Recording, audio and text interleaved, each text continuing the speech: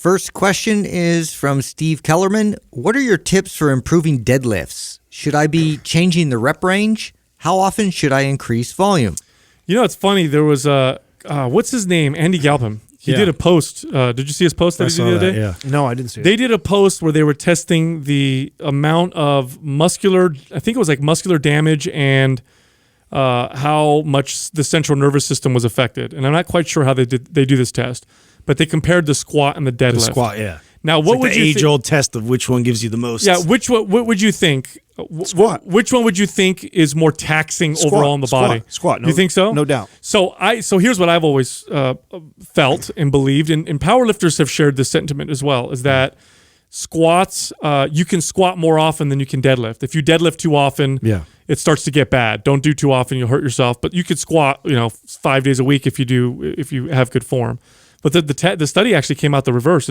It said what you say. Yeah, I would think that. Yeah. Yeah, I think there's so and deadlifts are a leverage thing. Now the whole body gets worked in both of them, right? There's no way of avoiding that. But because it's a leverage thing versus something crushing you, something crushing you, just and speaking more towards like your core area, your grounding, everything. I think there's so much more that has to be working and is also potentially compromised. Yeah, it just feels to me like the squat I can distribute that force a little bit more than with the deadlift. The deadlift I'm like really concerned about my back and like making sure that I'm bracing and keeping that all like super connected. But yeah, I would have thought deadlift personally. Sure. Yeah, well, so let's talk about improving the deadlift.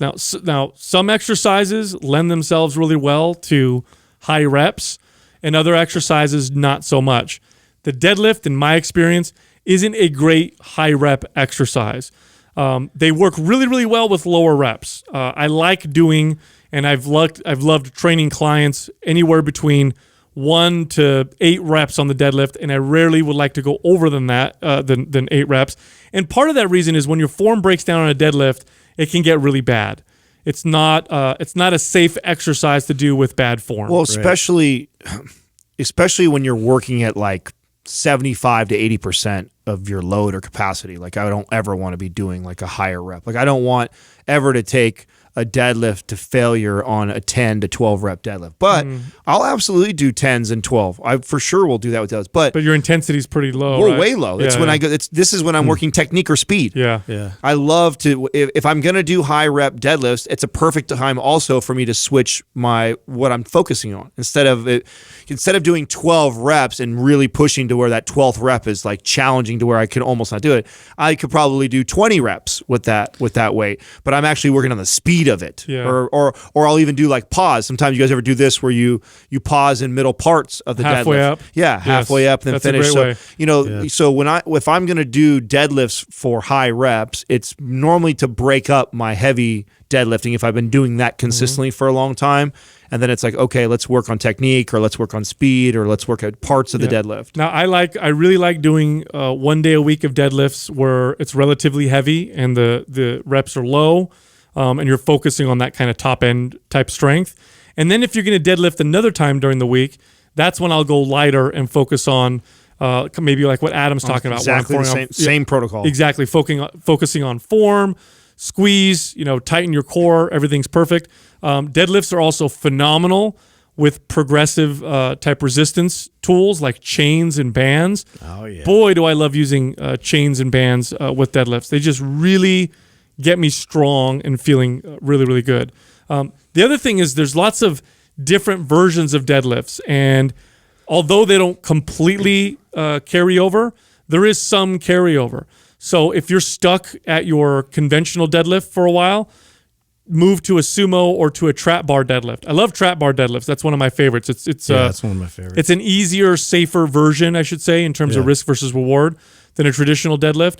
And there's some decent carryover. I was able to pull, and you can pull more weight with a trap bar, but it's good to get a feel of that heavier weight. And having that neutral grip too. I like that change of pace. Totally. There's a place for rack pulls for somebody who's trying to improve their deadlifts too. Like this is where that stuff makes sense to me. Like I like the deficits better, but yes, both. Have you done a lot of rack pulls? I haven't done a whole lot. Yeah, of them. Okay. I wouldn't say I've done a lot, but I mean I've done a lot in my career. It's not something I do a lot of though. It's something that I intermittently will put in there, especially if my goal is to improve deadlifts and I'm increasing the the volume. So if I'm increasing the volume of deadlifts, I'm not going to be doing it the exact same way. In other words, I'm not going to have 3 days of deadlifting in the week and they're all going to be heavy loaded 5x5 type of training. Like that's a bad idea. Like Right. that you're going to for sure tax yourself, and that's where injury could possibly happen. So maybe one of the days is the heavy load like that. Maybe another day is the high rep and speed work and like what Sal's talking about. And then another day might be rack pulls.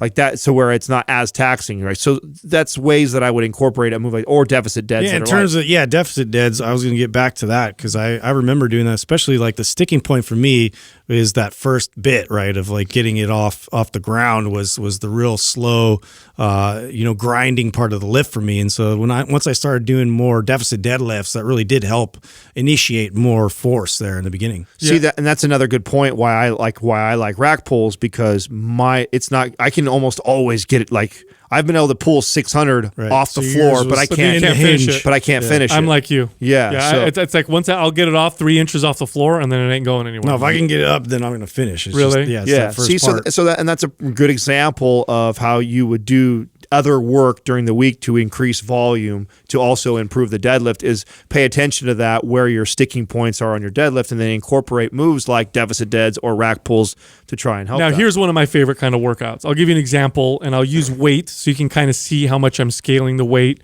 up or down based on this particular workout. I love so if I'm going to go do heavy singles, so heavy 1 rep sets with a deadlift, and it's not my max, but it's heavy enough to where it's a workout, I'll work up to about 495 pounds. That's 5 45-pound plates on each side. So here's one of my favorite workouts. I'll take 315. So I'll go down from 5 plates down to 3, and I'll do 2 reps, but I'll do 10 sets. So I'll do 10 sets, 2 reps, 315, really easy, but I'm pulling the weight strong and tight, and as I'm getting deeper and deeper into the workout, and I'm feeling more and more confident and sure, I'll pull faster and harder throughout the workout. And I'm doing 10 sets, and it's not intense. 315 to pull 2 times is not hard, but because I'm doing so many sets, and because I start to work on the speed and power of my pulls, I get a great workout. And it takes a long time, but that workout does a great job of boosting my strength and muscle building. You also, you're building the skill of it too that way. Which you also did something else that's really smart, that's important to note. If you're going to increase volume, that's what you do. Is if you're going to end up doing more sets, more reps, you're obviously going to end up getting more volume. So you want to reduce the load, so you're not the intensity isn't that high while you're also increasing. So if you're going to increase volume, you want to decrease the intensity a little bit so you can handle that.